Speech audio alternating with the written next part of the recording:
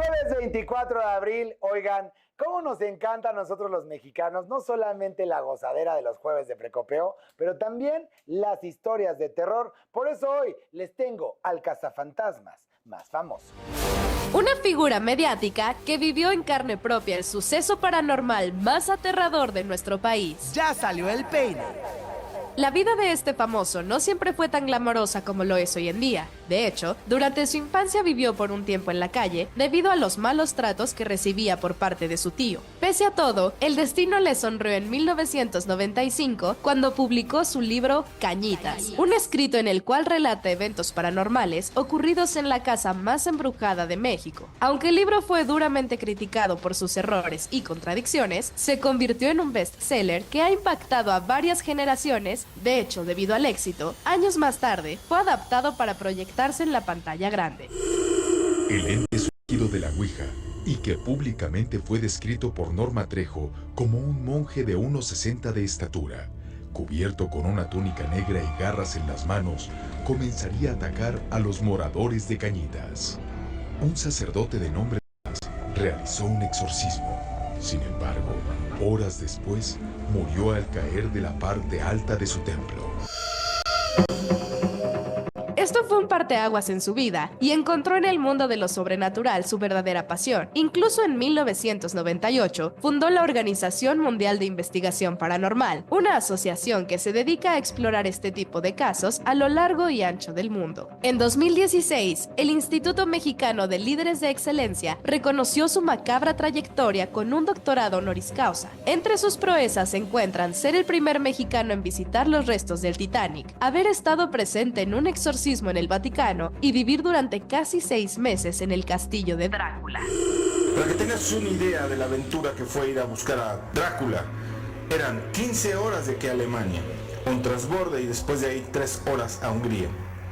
Después de llegar a Hungría, tuve que esperarme a que llegara la única locomotora que existía, que me iba a llevar al corazón mismo de Transilvania.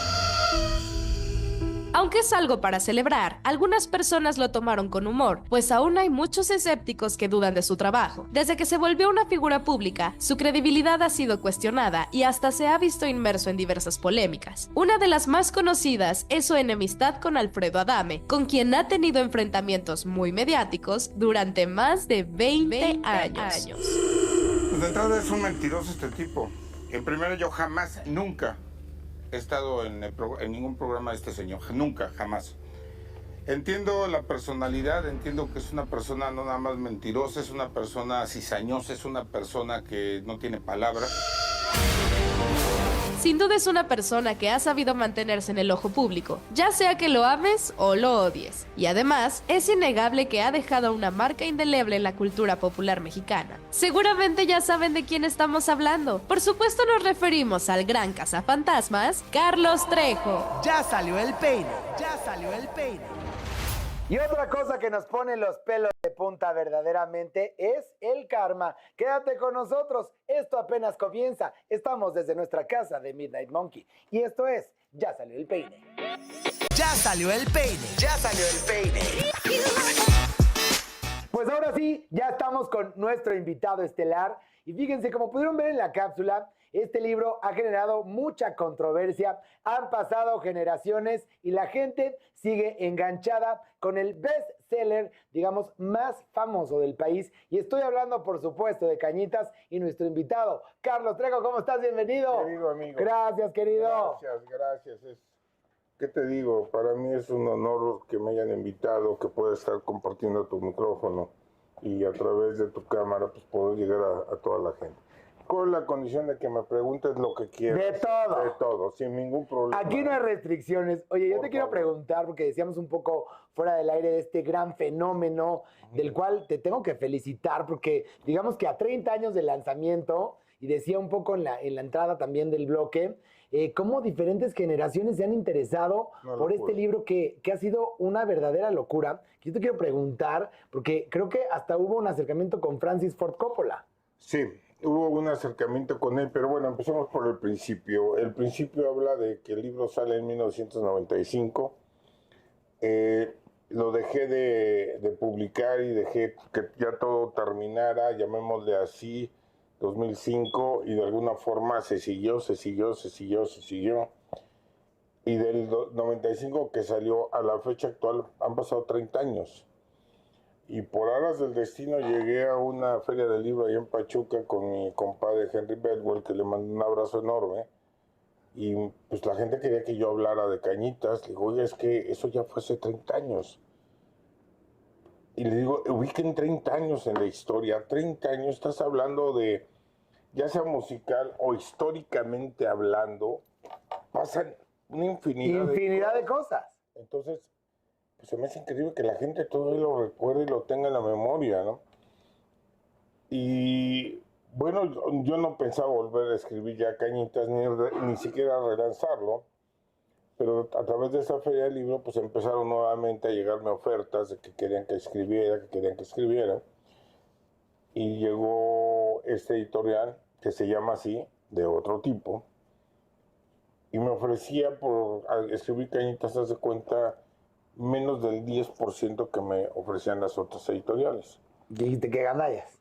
¿Mandé? Dijiste que gandallas. Pues le preferí ir con él.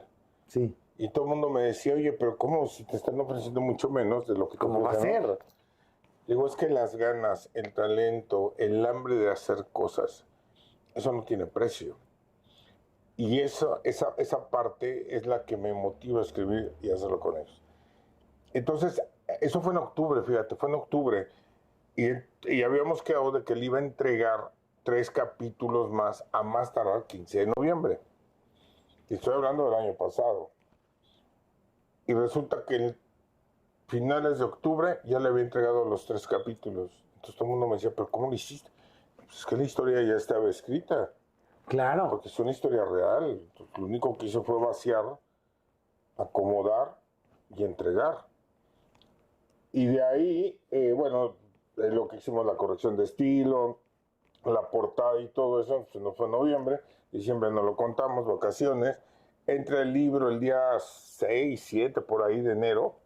Sale el libro de imprenta finales de enero y sale con 5,000 ejemplares, los cuales el día de la presentación del libro, que fue el 25 de febrero, ya estaban agotados.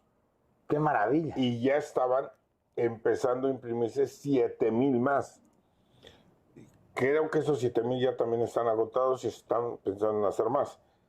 Entonces, pues básicamente es un libro mágico en el sentido de que pues ha querido nacer nuevamente por las circunstancias tan raras que se dieron, y ahora pues la gente ya lo puede adquirir, y hay otra magia ahí, porque resulta que los papás de los niños, o los papás de los niños, pues lo tienen como un ícono en su trayectoria de vida. Claro. Y ahora los papás de los niños son los que le están comprando el libro para que lo lean las nuevas generaciones. A ver, y viéndolo en retrospectiva un poco, esos 30 años, ¿tú te imaginabas el eco que iba a tener no. con tantas generaciones y convertirse, yo creo que una de las historias más entrañables del pueblo mexicano, en donde, como bien decías aquí, convergen diferentes generaciones? Pues no, realmente no. Yo creo que ni los Beatles podían haber sabido el éxito que iban a tener. Hace poco hablaba con una amiga que es directora de una escuela de música, y me decía que había estudiado no sé cuántas cosas, una belleza, Scarlett, una niña muy linda. Y le digo, ¿tú sabías que Paul McCartney no sabe leer ni una sola nota de música? Todo lo que ha hecho ha sido lírico. Y Cañitas sucedió de la misma forma. O sea, se dio, se escribió, y por ahí le pueda gustar este tipo de temas, ¿no? Pero, pues sáquenlo ya. Y jamás nos íbamos a imaginar el guamazo, el boom. El tiempo nos llevó a programas, nos llevó a muchas cosas y al acercamiento con el señor Coppola. Hubo varias cosas ahí que si se daban o no se daban, entre tiempos, espacios, todo. Pero se presentó una oportunidad también de que pudiera yo hacer la película en mis manos, con mi dirección, con un buen amigo que en paz descanse, que era Ríos Granados, que también hablo de él en el libro. Y decidí reactivar la industria del terror en México. Y Que me además da es cuenta- grandísima, nos fascina a nosotros Sí. como mexicanos el terror. ¿Por qué crees que sea esta fascinación entre la muerte, Mira. el terror, todo lo que tenemos aquí en el acervo cultural mexicano? Mira, la realidad es que al tiempo he aprendido que nada más hay dos cosas que ven. Es el morbo y los espantos. No hay más. Muévele por donde quieras. Tú hablas de una película de amor y pues ahí irá la gente. Júntala con El Exorcista y olvídate. Y un la hitazo. sala va a estar llena. Reventar. Las leyendas que se vienen dando a través del tiempo, pues te da marco a que se queden en la memoria de la gente. Y queda por ahí el que será, no será. Por ejemplo, aquí que estamos cerca de la Casa de las Brujas, se menciona... Que está bueno, justamente aquí enfrente. Sí, pero bueno, es por el pico que tiene, las ventanas, que parece una cara, y se le ha dado popularmente el nombre de la Casa de las Brujas, independientemente de los personajes que han vivido ahí. Pero fíjate que Cañitas tiene otra magia. Decidí yo abrir la casa público. Entonces han llegado a las gentes, llegan las gentes ahí. Y además tú vives ahí, ¿no, Carlos? Cuando estoy en México, sí. Y la gente toma sus fotos, toma sus propios videos, con conciencia de que si sale algo, me lo tienen que hacer llegar. Y entonces el libro viene Es decir, esto es el contenido real de la gente que ha ellos, ido. digamos, como, Que ha ido. digamos, cada persona te hace llegar estas historias. Sí, sobre todo las fotografías. Claro. Mucha gente se ha venido sorprendiendo que antes que salieran los Conjuros, por ejemplo, yo ya tenía un museo personal en mi casa con puras cosas embrujadas. Desde duendes, muñecas, hechizos y que he venido coleccionando a través de los años. Y todo eso es lo que ha envuelto a Cañitas. Es una historia que nació sola, ha crecido sola, ha luchado por quedarse en la memoria de la gente y en años anteriores, cuando tú leías Cañitas, siempre sucedía algo. O se movía el piano, o se movía la televisión, o le cambiaban de canal. Entonces se juntaron una cantidad de historias que la gente vivía y experimentaba cuando leía Cañitas. Claro. Ahora yo ya le puse ahí una leyenda que dice no lo leas después de las 6 de la tarde. Ya la gente que lo hace, bueno, ya sabrá y me platicará qué le sucedió en A el ver, y momento. tú seguramente entre lo que estás viviendo en la casa, los portales, lo que te hace llegar la gente de estas fotografías, ¿qué piensas que sucede después de la muerte? Mira, tengo varias hipótesis. Digo, nadie ha regresado de la muerte. Esa es una realidad. Creo que hay un espacio, un tiempo-espacio, en donde falleces. Hay un desprendimiento en donde llegas a ese tiempo-espacio y ahí te puedes quedar. Sí creo que hay vida después de la muerte, sí. Hay mucha gente que dice haber muerto y que de repente ve el túnel y la luz y todo, ¿no?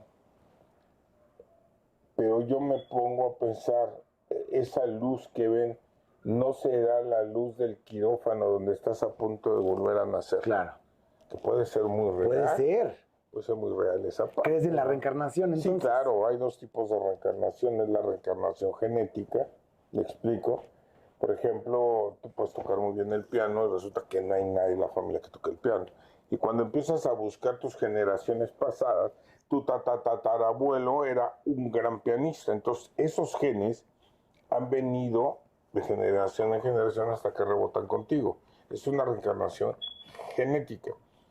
Pero ya cuando, por ejemplo, yo tuve el caso de un niño, 8 años, 7 años, y él decía que era español, que vivía en un pueblo y que su moneda era tal, y todo. Nos decía todo, pero tenía 6, 7 años por ahí. Y cuando investigo el caso, resulta que sí existía el pueblo, sí existía la moneda, y el nombre que él nos daba con ese pueblo, que era su nombre de pila, existió realmente. Entonces, son los dos tipos de reencarnación, tanto la genética como la reencarnación espiritual. Qué maravilla. Oye, ¿cuándo descubriste tú que tenías, digamos, este Bluetooth para poder, digamos, ser un conducto en donde tú nos podías, digamos, tener esta sensibilidad del más allá y, por supuesto, de todo este mundo que percibimos pero que a veces no vemos? Híjole, pues yo creo que desde que era muy niño sin saberlo, sabiendo, a mí me llamaban mucho más el irme a meter a las casas viejas, casas solas, que jugar con los niños, ¿no? Y siempre estar en esas casas, siempre había como una transmisión de tristeza, como melancolía, como si la casa te extrañara. Seguramente, como sucede en todos lados, cuando llegas a perder un ser querido y llegas a esa casa donde ya no está, luego percibes la soledad, claro, percibes la tristeza. Es como si las casas tuvieran memoria. como si se quedaran nuestras emociones atrapadas. Sí, sí, entonces al tiempo, pues ya tuve más percepción, ya empecé a ver más, y durante un tiempo, pues sí me preocupaba, por ejemplo, que llegara alguien y me dijera, ¿qué crees? Fíjate que me está pasando esto, me están espantando. Y en ese momento yo decía, wow, pues hay que hacer algo, ¿no? Pero he venido evolucionando todo esto al grado que ahora ya no me preocupa esa gente. Me preocupa ese ser que está atrapado en ese momento, tiempo y espacio, y si no se le da a entender que él ya falleció y se tiene que ir, va a quedar atrapado ahí durante muchísimos tiempos más. Entonces, A ver, querido, con eso tengo que hacer un corte rapidísimo, por favor. Quédense con nosotros, no se atrevan a cambiarle en esta. Ya salió el peine. Ya salió el peine. Ya salió el peine. Y ya estamos de regreso con mi querido Carlos Trejo, hablando, por supuesto, de esto de los efectos paranormales. Y decíamos un poco, mi querido Carlos, yo te compartía un poco fuera del aire, que a mí me ha tocado de pronto entrar en estos lugares mágicos como la Lagunilla, en donde tienen muebles de diferentes tiempos, de diferentes casas, y yo de pronto he sentido, digamos, tanto presencias como energías. ¿Qué es lo que sucede y cómo se le llama este fenómeno? impregnación. Hay gente que deja cosas que para ellos son muy valiosas. Te voy a poner un ejemplo. Época de la Revolución. Entraba famoso Villa Zapata, aquellos revolucionarios, atacaban la hacienda, pero estos hacendados que tenían dinero, enterraban el dinero. Entonces, para ellos era su trabajo, su mundo y toda la historia. Hay muchísimas cosas que siguen enterradas en muchas partes del país y que quedan impregnados. Matan al hacendado y de alguna forma en una muerte dramática no descansan en paz y quedan atrapados por lo que han dejado ahí. Entonces, este tipo de cosas, pues obviamente son muy dramáticas. Cuando una persona, ejemplo, entra a un bar y muchas veces son acribillados, pues es la última imagen que se queda ahí. Claro. ¿Cómo se revive un fenómeno? Por ejemplo, entonces, vamos a suponer tu casa. Y ahí hay un niño y su papá es con las mismas características tuyas. Y el niño por las situaciones cae, se desnuca, se mata, en fin, lo que sucede, muere. La familia se destruye y cada quien agarra por su lado. Pasa el tiempo, 50 años. Y de repente tú llegas a vivir en esa casa. Ese fenómeno, ese niño, te ubica a ti como su papá. Y en ese momento se activa el fenómeno y es cuando empiezas a ver al niño. Y empiezas a ver la sombra y todo, claro. Como no es un fenómeno... Y que se hace te más ve, presente cada vez. Claro, porque va de menos a más. Y a ver, y en este tipo de situaciones, ¿a ti te ha tocado que de pronto hayas sentido y experimentado miedo con alguno de estos espectros? No, digo, soy un ser humano y todos tenemos miedos. Sin embargo, el miedo mío ya se convirtió en una pasión, ya se convirtió en una adrenalina de, wow, yo quiero estar ahí, ¿no? Entonces, aquí, por ejemplo, cuando el fenómeno ya es muy grande y tú me hablas, dices, fíjate que pasa esto y esto, lo primero que hago es, hay archivos históricos, como por ejemplo el de aquí enfrente de la Casa de las Brujas, hay un archivo histórico. Sabemos que se fundó en el año de 1908, había ahí una señora que según curaba con cuchillos, hay una historia que está ahí. Que además es comprobable, como Claro, bien dices. claro, o sea, claro. nos falta leerle y ya está. Claro. Y de ahí lo que hago yo es saber quién era ese niño, cómo murió ese niño, quién era papá, quién era mamá y quién eran los hermanos. Localizo a la gente, hablo con ellos y los llevo a la casa que tú rentaste donde se aparece el niño. A ti te saco de la casa y entro con ellos y empezamos a hacer que ellos llamen al niño para que se manifieste. Y entonces Para poderle decir al niño que ya murió. que ya se tiene que ir, que ya papá y mamá ya no están, que se tiene que ir, que tiene que descansar. Y en ese momento es cuando el fenómeno se va. Entonces a mí me preocupa más el no poder ayudar a este tipo de seres que la familia que lo está viviendo. Totalmente.